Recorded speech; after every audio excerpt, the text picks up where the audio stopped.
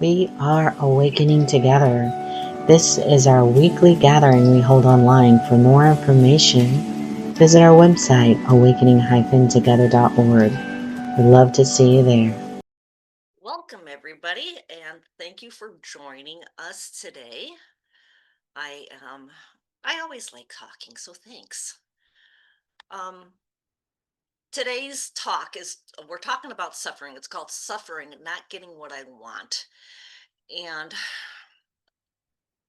a lot of people know I'm working with Fetters, and Fetter 4 and 5 is about ill will, uh, aversion, push pull. But it really comes down to I want something and I'm not getting it. And it's not like, oh, I want a diamond ring and I'm not getting it, or I want a world vacation and I'm not getting it. It's like I want my political leaders to do what I want them to do. And I am fully justified in believing that. Um, and that is where the struggle comes from. Or, you know what? My husband should be picking up his socks. And I can't understand after 30 years of marriage why he's not.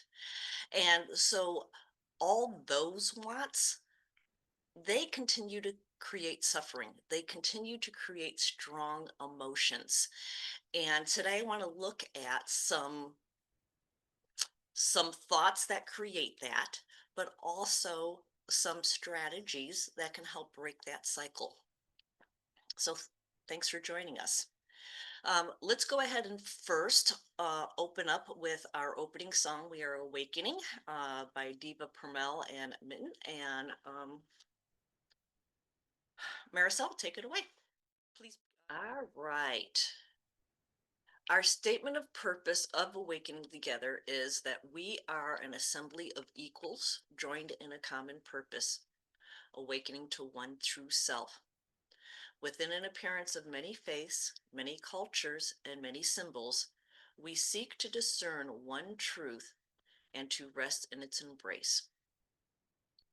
And today's homily, I believe, is around core value number 3. We accept one true self, which is one presence or being, non-dual, without being, beginning or end, and absolutely changeless. We live this value by practicing letting go of the belief in the individual self as who we are. And now it's time for an announcement. We're going to open today with an opening song. Um, it's Tracy Chapman. You've all heard of it, Revolution, talking about a revolution. And I think it's really apropos because we're having this self revolution. We're not changing. We're actually letting go totally of who we think we are, and sometimes it's just a whisper. But Marisol, play our opening song. Thank you. Thank you. I turned up my volume and I'm speaking a little bit louder. Is that a little bit easier for people to hear me? Okay. Um, Also, Regis put in the chat a definition of a fetter. And something that fetter, if you look it up, means manacle or chain that bounds you, bounds like handcuffs. So it's an illusion that um, binds us into being what we think is human or self, but not human. It's an illusion that binds us into the illusion of self. So let's go ahead and take a minute and open our hearts.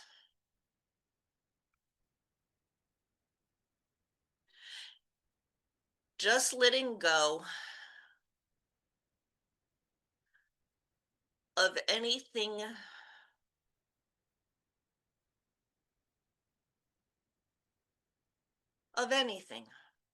anything that I might think is important right now.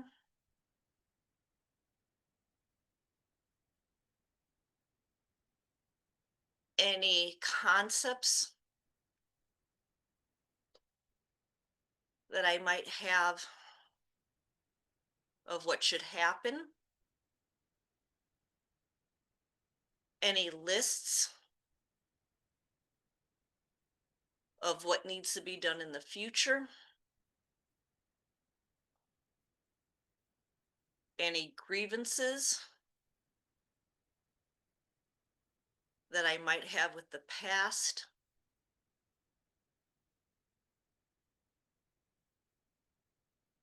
May I open to the here, the now, the unspeakable,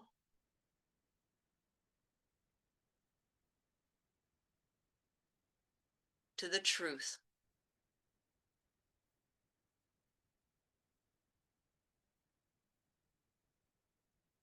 May we all meet in the truth, no matter what direction, what practice, what path it takes for us to be here. Thank you.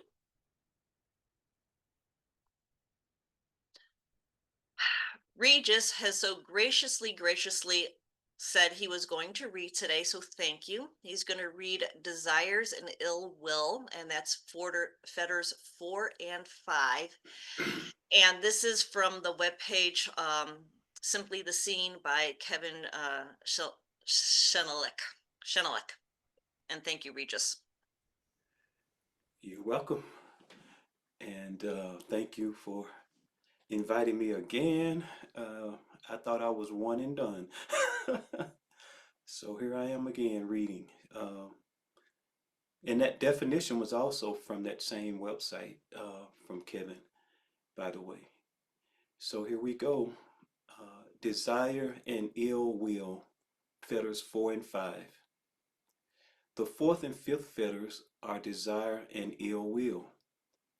While as embodied beings, we will always have sensory experience, this fetter or belief results in the but I want, that's in quotation marks, but I want, reaction to life, where we want sensory experience and everything we see and hear to be a certain way, as indicated by behaviors such as irritation, anger, longing, and the like.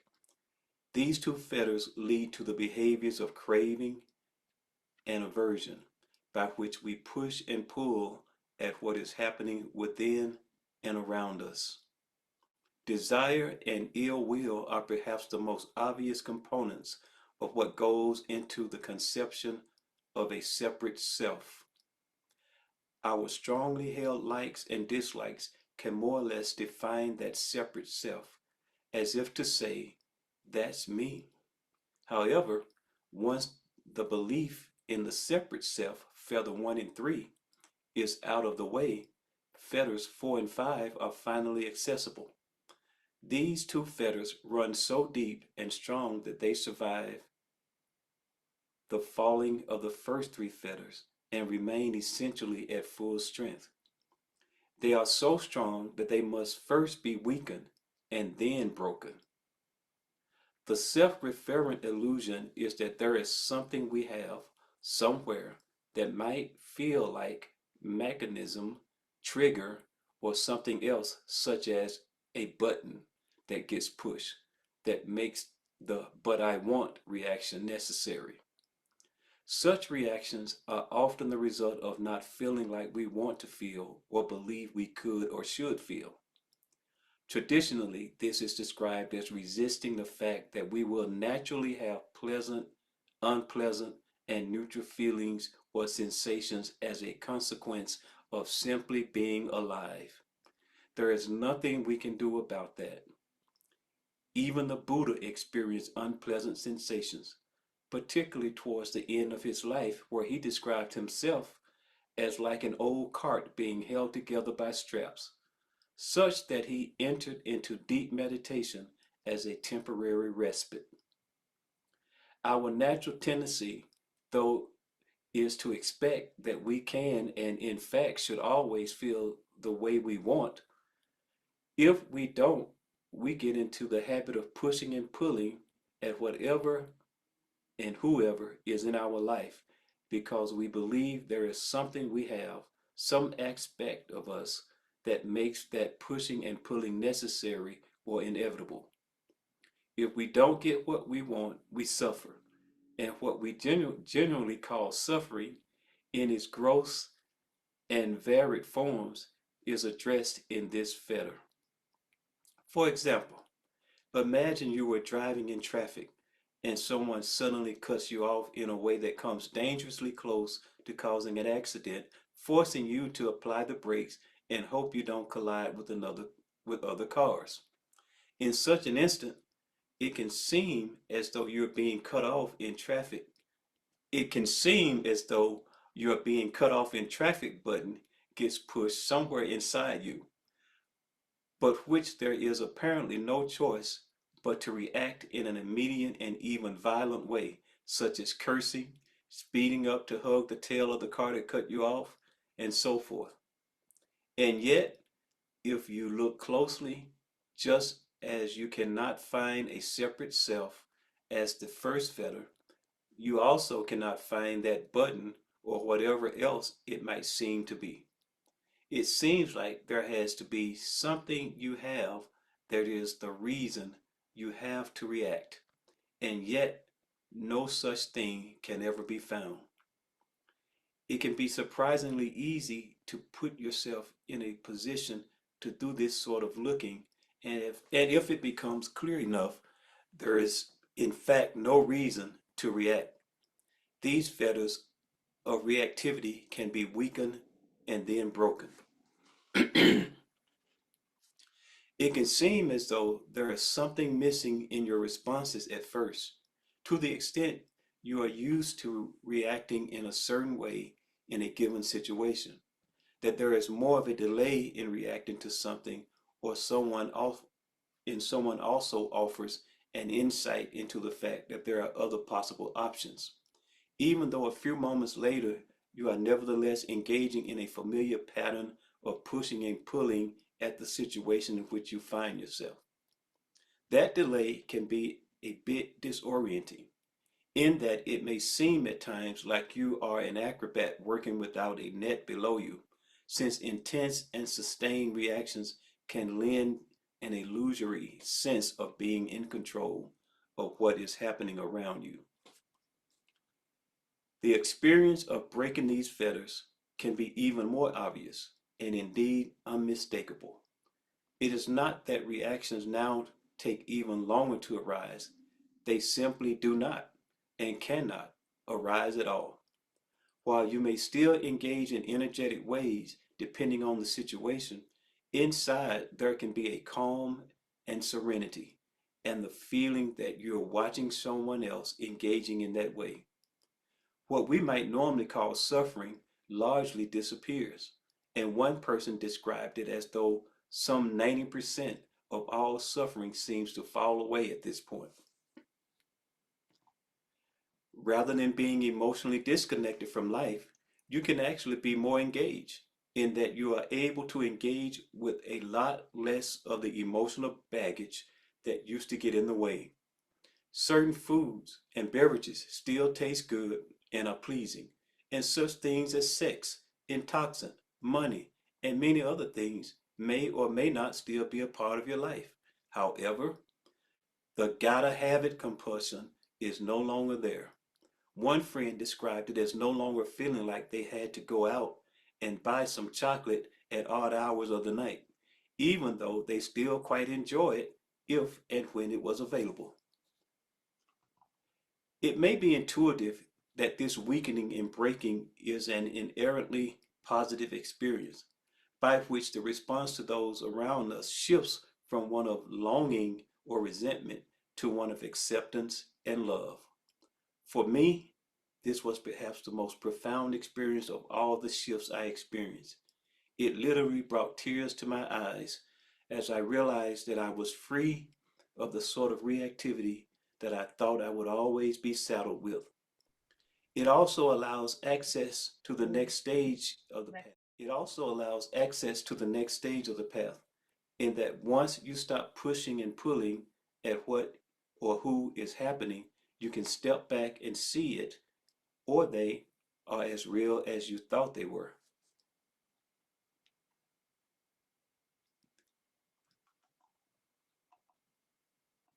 All right, the last paragraph.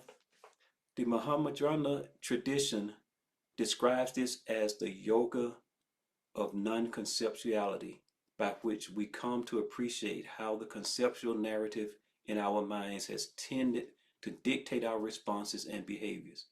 Once that narrative ceases, we can come to more fully understand what is actually happening as opposed to our conceptual ideas about it. Thank you. Thank you, Regis. That was beautifully done. Appreciate it. Wouldn't life be great? No suffering, no reactivity. And I think sometimes we think, oh, that's something that we can get to, what I'm working towards. But it's here and now if we allow it to be. I'm going to first go over just a little bit of this reading before I get into some of the different practices. But we want sensory experiences, so we want to feel good, we want to feel in love, we want to feel happy, and we somehow judge irritation, anger, and longing as not a good sensation. So that's really interesting. If there was no judgment against irritation, anger, and longing, or if I didn't say my irritation is due to blank, if it was just a sensation, if irritation and anger were just a sensation, not tied to an outside activity, just to be able to sit with that and let it process through.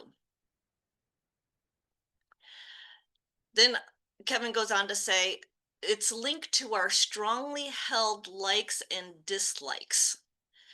And that is what defines a me. Because I don't like a certain food. I don't like a certain politician.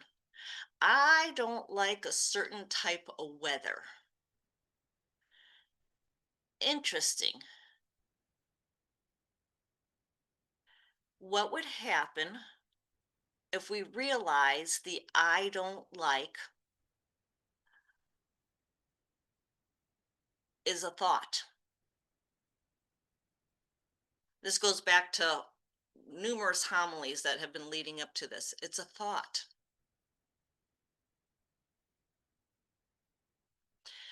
The reactions that I'm talking about, as Kevin goes on to say, are the result of feeling like we want the reactions are often the result of not feeling like what we want or believe we should feel.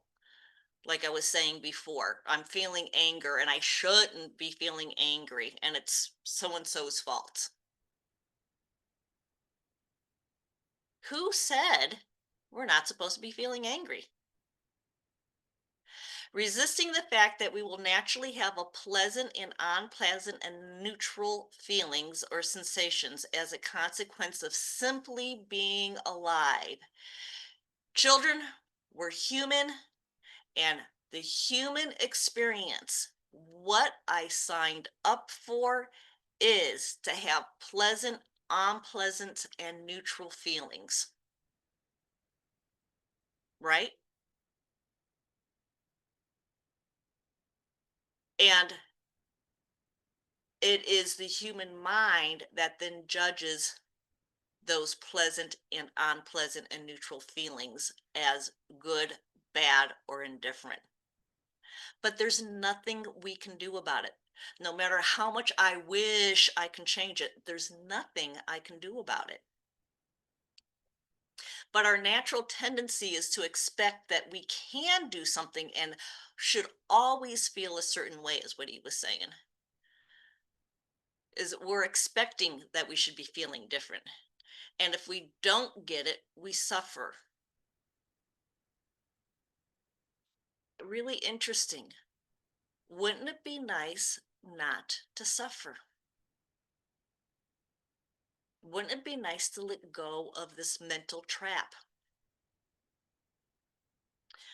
Um, Something else he wrote in here was is that reactivity can be weakened and then broken. Um, I'm going to start with that real quick. With I was talking to Camille, and I was like, "Hey, I think I'm almost over this fourth, fifth fetter stuff because things aren't coming up. Big work situations are coming up, and I'm non-reactive to these work situations. I'm non-reactive to big things going on with my husband." And as we were getting ready to move into the next fetter, I realized, I'm non-reactive. And this is so funny. I'm coming in on myself. I was judging people's reactivity. Um, like, I can't believe my girlfriends are bashing a lecture that we just went to. I can't believe my husband is so upset about such and such. So I'm like, oh, okay, maybe this fetter hasn't been broken.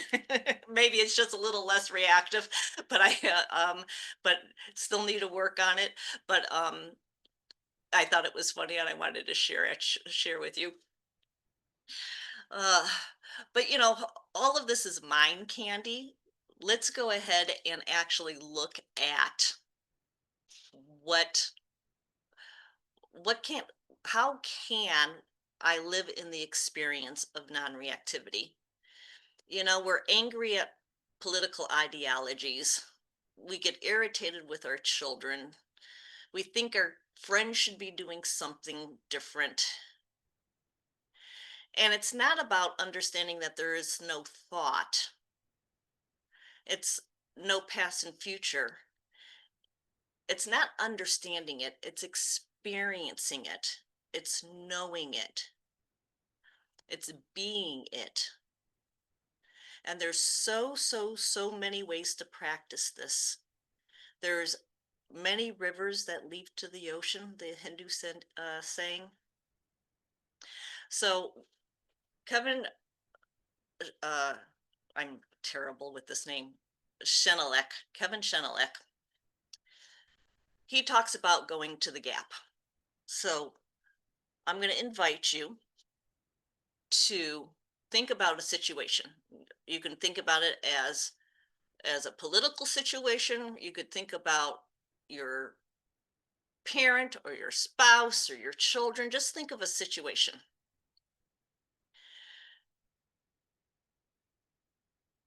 And I am going to say my girlfriends shouldn't bash the lecture that we attended. So set your sentence up. So and so shouldn't blank. Political leader shouldn't do this. My children shouldn't talk back to me. My parents shouldn't have dementia.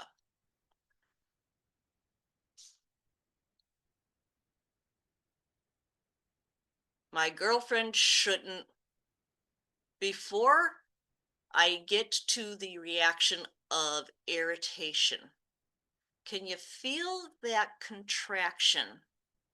So and so shouldn't. There's this contraction. He calls it a button. Can you feel that? It's a gap. And your mind might be going, but you know what? They shouldn't, and I need to fix, and I need to fix, and it would be different if. No, go back to so and so shouldn't, or they didn't, or they have not. They're not taking care of the country. They didn't throw their laundry down. It's a fact. They didn't throw their laundry down. And they should throw their laundry down. My girlfriend should have enjoyed the lecture.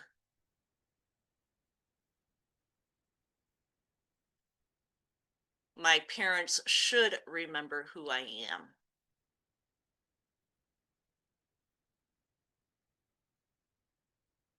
Go back to that contraction. They didn't enjoy the lecture. Feel that. That contraction, that gap, does it in any way, shape, or form get you to where you want to go? No. No. So sit in that gap. Sit in that contraction. All of the angst, all of this emotion, this contraction that then leads into wanting to do something or into this mind frenzy does not get you to where I want to go. It's actually really funny.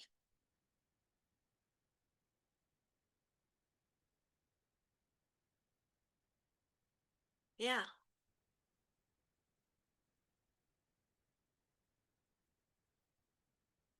Just play with that with everything. And what you realize is that old parental saying, you get what you get, don't throw a fit, right? I can't change it. I mean, I literally cannot change the fact my girlfriends did not like a lecture.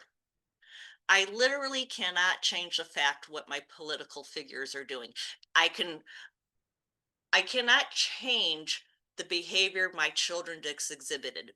Now, that does not relieve me of responsibility from not disciplining my children.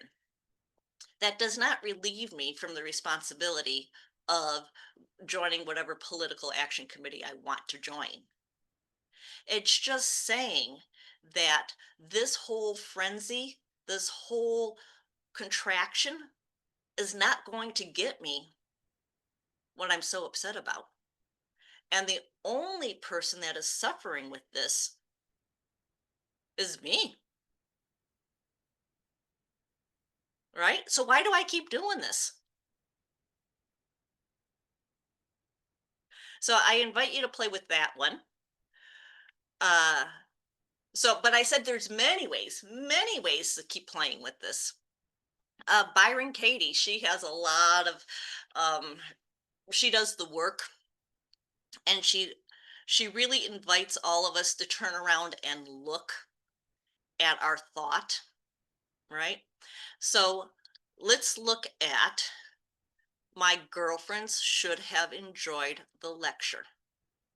Or no, yeah. If I look at that, what does that, take any thought you want, my political leader should be doing? When I believe that thought, how does that make me feel? And for me, I feel all tight and congested. I kind of feel like I want to bang on people and get them to do what I want. Then Byron Katie says, if I did not have that thought, my political leader should be doing something. My girlfriend should be enjoying something. If I didn't have that thought, now what does that feel like?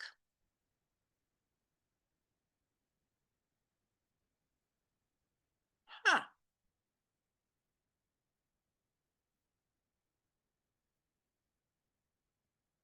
Interesting. She also plays with the idea of take that thought and turn it around.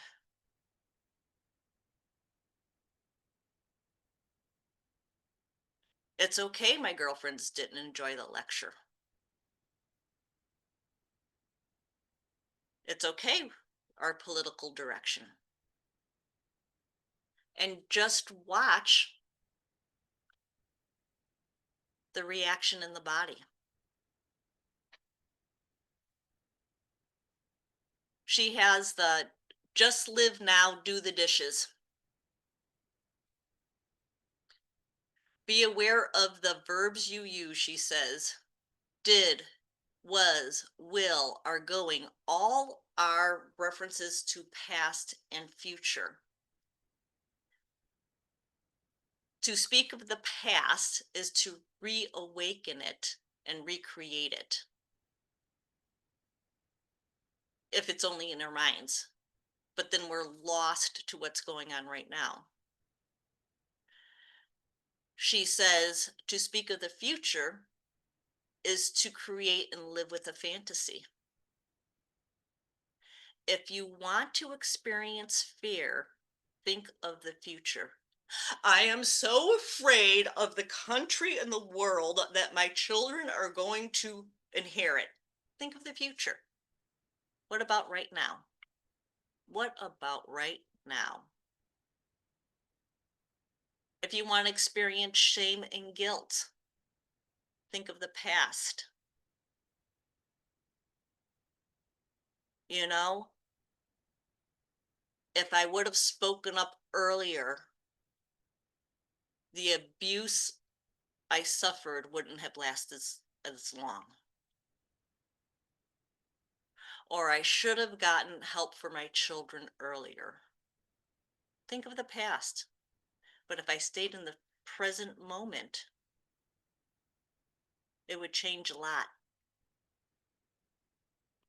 Staying in the practice is a practice of learning to love what's going on right now, Katie says. Your inner voice and intuitions guide you all day long to do simple things such as dishes and driving and sweeping the floor. Allow the sanctity of simplicity. Listen to your inner voice, and then acting on its suggestion with its implicit trust, create a life that is more graceful, effortless, and miraculous. She calls it the miracle of now. Beautiful. And I don't have to worry. I don't have to feel that angst, that contraction.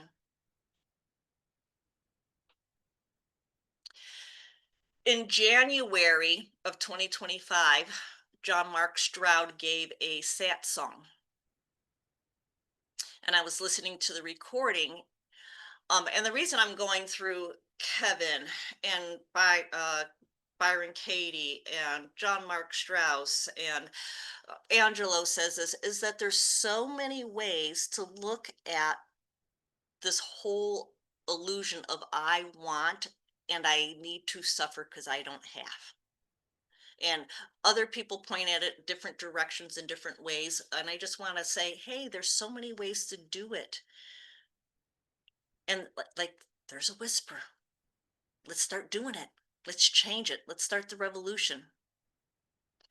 So about an hour and 9 minutes into the sad song, he talks about acceptance and surrender. And he says, there's two kinds of ways that I perceive awakening. There's what I call a bottom up, which starts with the illusion and all the attempts to overcome it. So trying to bash down the bad feelings that I have, trying to get rid of the anger, trying to get rid of the irritation, contemplating why I'm so irritated all the time, contemplating the root cause, and all of that's good. There's nothing wrong with that, but eventually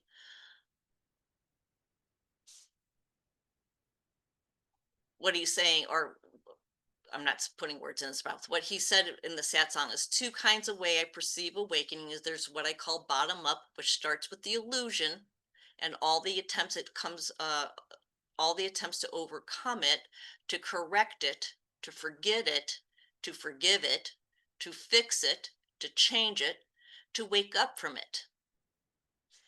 And then there's acceptance. I am God, and I am as God created me to be, and working from that is to release any illusion. Acceptance is acceptance of divine self, because in the acceptance of your divine self and the acceptance of your true nature, you will automatically let go of that which is not truly you, which would be all these thoughts. You might have the sensations, but you're not going to have the thoughts around those sensations. I'm going to read this again. Acceptance of your divine self, because in the acceptance of your divine self and the acceptance of your true nature, you will automatically let go of that which is not truly you.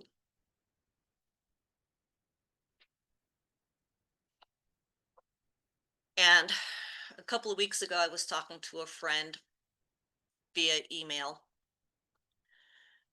and they wrote me and said, we were discussing um, obviously non-duality and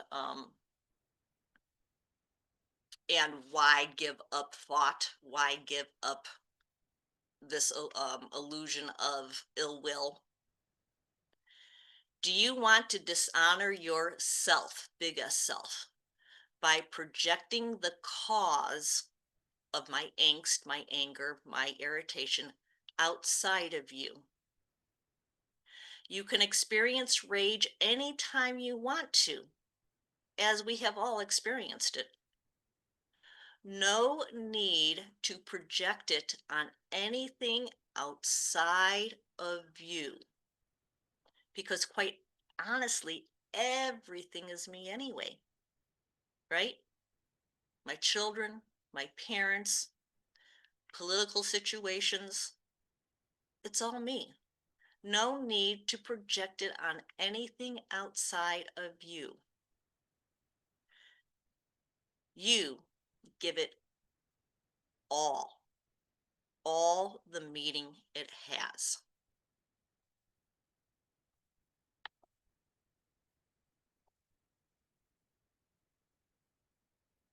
So I thank you for listening today, but there's this invitation to not just talk about it, not just going into the contemplations of, well, I feel this bad because I've had a very traumatic childhood. And I'm not taking that away, because we all have had traumatic childhoods. I don't know. But go to the now. Be in the now, no matter how you get there. Is it Regina's inquiries that she shared a couple of weeks ago? Is it Kevin Schanilec and the 10 Fetters? Is it going with John Mark Stroud and some of his teachings? Is it listening to Angelo? What it really is listening to your inner guidance. And I invite you to bastardize all of these and make it yours. So you live a life that I live a life without suffering.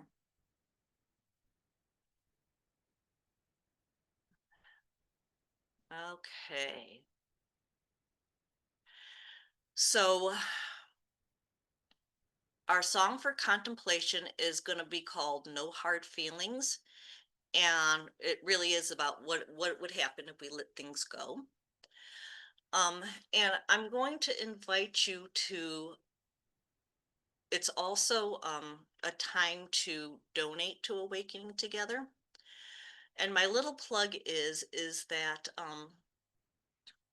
if you are on a PayPal donating and you haven't changed your PayPal in a year or 2 years, because it's kind of a pain, I've been donating, it's easy. Consider maybe, even if you are so called, to look at that PayPal amount and increasing it. But Maricel, please play our song for contemplation. Thank you, everyone. And before I'm gonna invite people to share if they would like to. And I think what's really coming to me right now is what I said earlier. We get what we get. And we really can. We do have the option of throwing the fit, which most of our life we have spent. I have spent throwing that fit. But how can I accept what is now here? And the mind's going, but I can't accept the situation. I can't do it. It's not right. But how can I be? Right? That's what we keep wanting to we want to be. We're part of this community because there's this experience of truth. So, am I willing to let go of what I think should be here and deal with what is?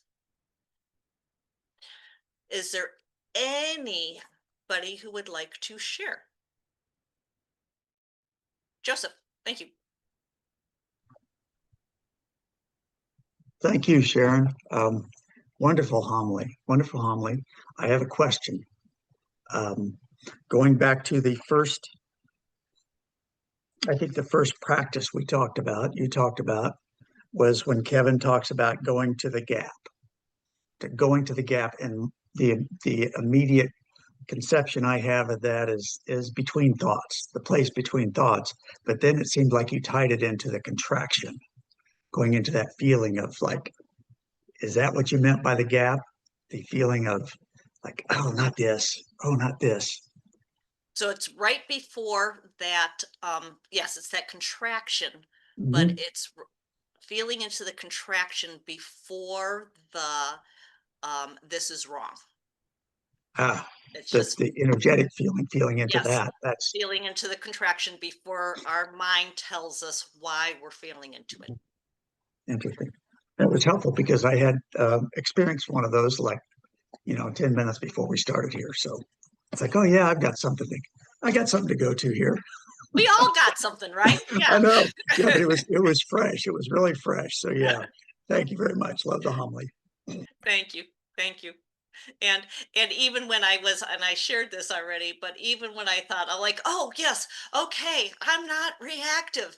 And then I realized I'm still reactive, but it's like it's that holier than now still reactive. Like everybody should be as happy as I am with whatever is going on in life. And it's not, right? So any other thoughts?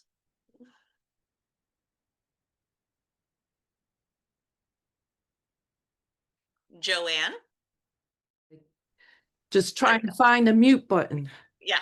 I want to thank you so much, Sharon.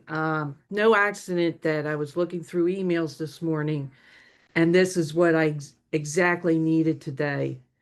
And thank you, because it was very powerful for me and palpable, because I've been in rage, and I know it all comes back to myself. What is going on, and how do I accept myself in the process of being angry?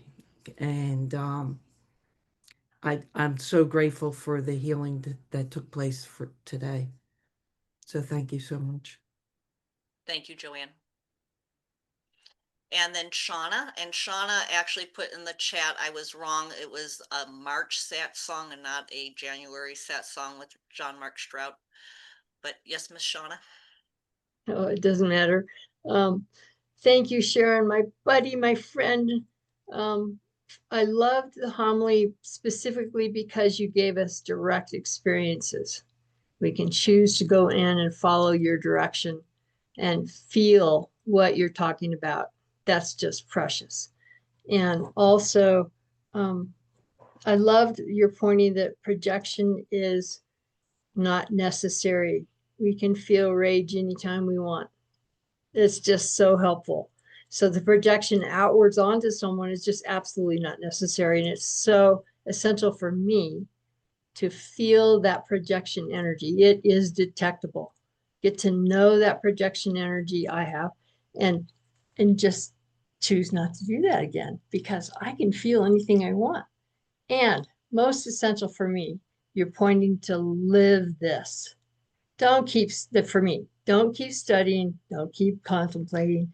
For me, again, I'm living this every moment of my life, and that's what brings it alive within me.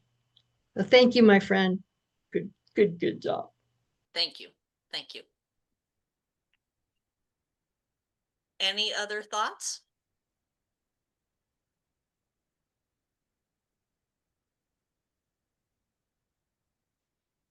Our closing song is, I'm going to my template here, is